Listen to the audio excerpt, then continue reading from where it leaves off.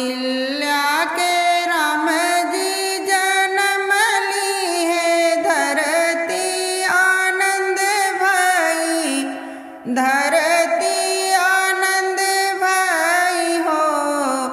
ललना जोगिया तयावे दुअर आसन डालई हो। ललना जोगिया तयावे दुअर आसन डालई हो। हथवा में लिहली कौशल्या तयन धन सोनवा, तयन धन सोनवान हो। जोगिया लैली हुआ अपन भिक्षवा, जंगल आसन डालऊ हो।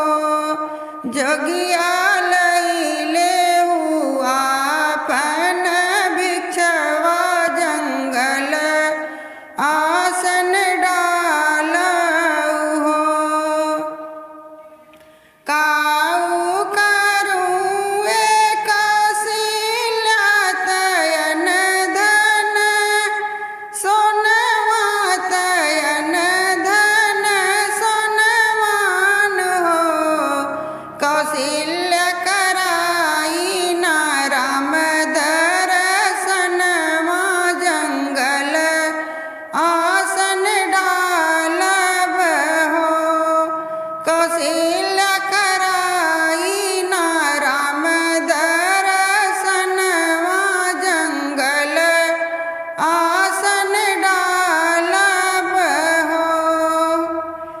गोदिया में लाई कौशल्या राम जी ललनवा, राम जी ललनवान हो।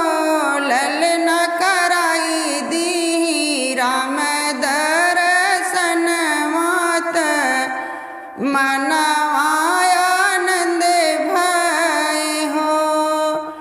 ललना कराई दी राम दर्शनवा, मन